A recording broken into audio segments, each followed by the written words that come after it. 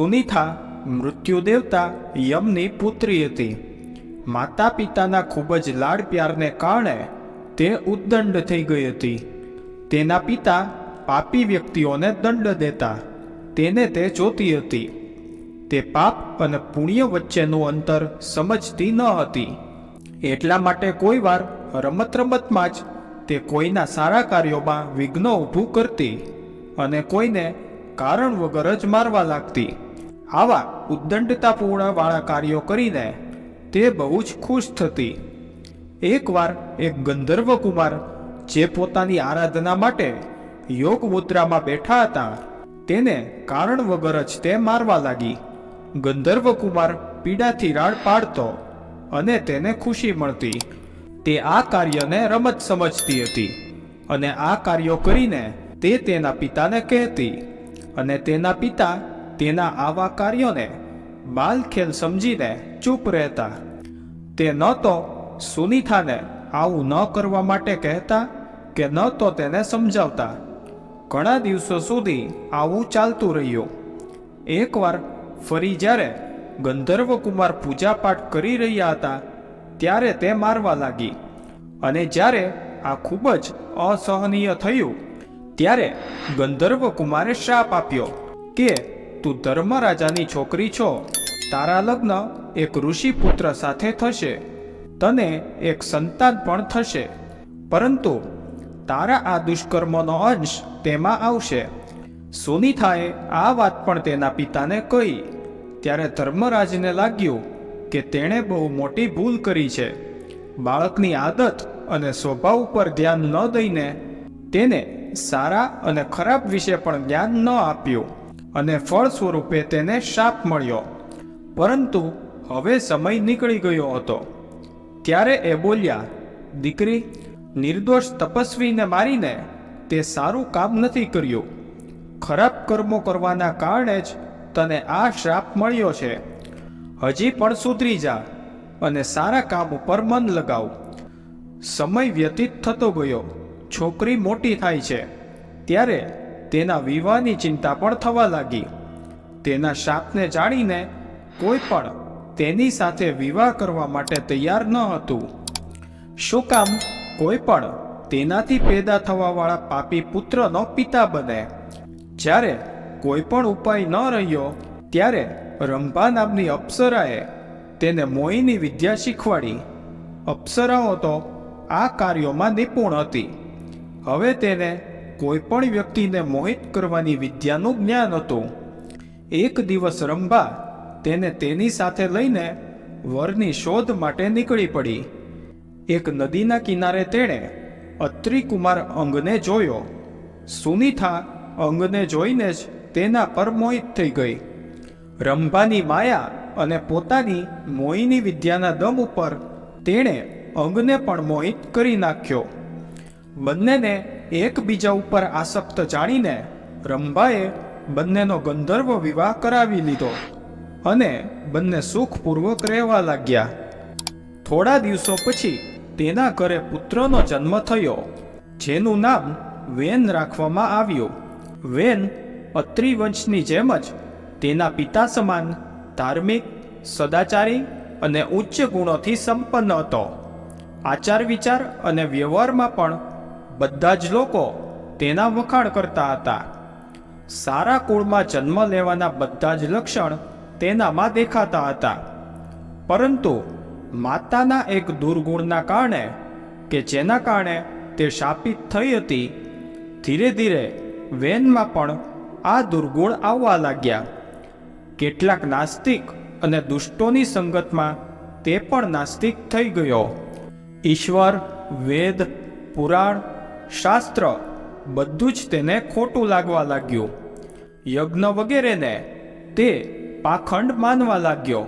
હવે તે વયસ્ક ઉંમરનો થઈ ગયો હતો. હવે તે તેના માતા પિતાને કહેલી એક પણ વાત માનતો ન હતો. રાજકાજમાં પણ તેનો હસ્તક્ષેપ અને દખલગીરી એટલી વધી ગઈ કે પિતા અસહાય થઈ ગયા. રાજા તો અંગ જ હતા, પણ આજ્ઞા વેનની ચાલતી હતી. સુનિથાને સમજાઈ રહ્યું હતું કે તેના સંસ્કારોનું પરિણામ આ પુત્રમાં આવ્યું છે. તેની અઠ અને ઉદ્દંડતા ભર્યા વર્તન ઉપર બધા જ લોકો વિવશ હતા. વેનના આ કર્મોને લીધે પ્રજા દુઃખી રહેવા લાગી. મહારાજ અંગને યશની બદલે અપયશ મળવા લાગ્યો. જ્યારે બધી જ રીતે વેનને સમજાવીને હારી ગયા, ત્યારે આ અપયશથી બચવા માટે એક દિવસ નિરાશ થઈને અંગ રાજાએ ઘરનો ત્યાગ કરી દીધો. રાજા વગર અરાજકતા વધી ગઈ. ઋષિઓએ અંગના પુત્ર વેનને રાજા બનાવી દીધો અને સમજાવ્યું, તારા દુષ્કર્મોથી દુઃખી થઈને તારા પિતાએ રાજ્ય છોડી દીધું છે. હવે તું તારું રાજકીય ઉત્તરદાયિત્વ સમજ અને સત્કાર્ય કરીને પ્રજાને સુખી કર. પરંતુ વેન રાજા બનીને વધારે અહંકારી થઈ ગયો અને બોલ્યો, તમે મને જ્ઞાન ન આપો. હું સ્વયં મોટો જ્ઞાની છું. ઈશ્વર, ધર્મ, શાસ્ત્ર વગેરે બધા જ મારા આદેશથી સ્થાપિત થશે. મારી આજ્ઞા એ જ ધર્મ અને શાસ્ત્ર વચન હશે. તમે બધા જ હવે મારી આજ્ઞા અનુસાર ચાલો અને મારી અંદર જ ઈશ્વર, ધર્મ અને શાસ્ત્રની ઝાંખી કરો. આવા વિચારોવાળા વેનના કાર્યોથી દેશમાં અરાજકતા વધી ગઈ. બધા જ ધાર્મિક અને સત્કાર્ય બંધ થઈ ગયા. પ્રજાની કોઈ સુરક્ષા ન રહી. દુષ્ટ લોકોની બોલબાલા વધી ગઈ. પણ બધી જ વસ્તુનો એક દિવસ અંત થાય જ છે. જ્યારે પાપનો ઘડો ભરાઈ ગયો તો ઋષિમુનિઓ અને પ્રજાજનોએ વિદ્રોહ કર્યો. વેનને પકડી લીધો અને તેને રાજાના પદથી હટાવી દીધો. સત્તા છીનવાઈ જવાથી તે અસહાય થઈ ગયો. હવે તે બીજાની દયા ઉપર નિર્ભર રહેવા લાગ્યો. ઋષિઓએ પ્રજા સાથે વાત કરીને તેના પુત્ર પૃથુને રાજાના પદ ઉપર બેસાડ્યો. વેન જંગલમાં ચાલ્યો ગયો. સારા કુળ અને પરિવારનો વ્યક્તિ પણ કુસંગતિના કારણે તેની માન મર્યાદા ભૂલીને કુમાર્ગી થઈ ગયો. તેના કુળ ધર્મને ભૂલીને બધાના દુઃખનું કારણ બન્યો અને અંતમાં આવા વ્યવહારને લીધે તે પોતે પણ નષ્ટ થઈ ગયો. પોતાના માટે નહીં તો પોતાના સંતાનો માટે કુસંગતિ અને કુસંસ્કારોથી હંમેશા બચવું જોઈએ. મનુષ્ય ખુશી ખુશી પાપ કરે છે, પરંતુ તે પાપ ભોગવતા સમયે રોતા રોતા પણ છુટકારો મળતો નથી. કર્મ કર્તાનું અનુસરણ કરે છે. જે પાપ કરતી વખતે કોઈનું પણ સાંભળતો નથી, ત્યારે ભોગવતા સમયે પણ કોઈ તેનું સાંભળતું નથી. ક્યારેક કરવામાં આવેલા કર્મોના ફળ એ જ ભવમાં તરત જ મળી જાય છે. કર્મના ફળને વ્યક્તિ ખુદ તેના જીવનમાં પ્રત્યક્ષ અનુભવ કરે છે, કારણ કે ખુદથી કોઈ વાત છુપાયેલી નથી હોતી. જે તેના માતા પિતાની સેવા નથી કરતા, તેના જીવનમાં આગળ જતા તેના પુત્રો પણ તેની સેવા નથી કરતા. મનુષ્યની દુર્દશાનું કારણ કોઈ બીજું નહીં, પણ તે પોતે જ બને છે.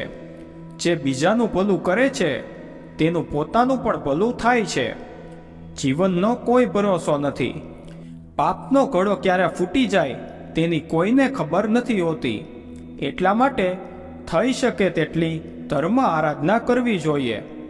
જો તમે કોઈ સાચા માણસને હેરાન કર્યા હોય તો તે તમારા જીવનમાં શત્રુ બનીને આવશે.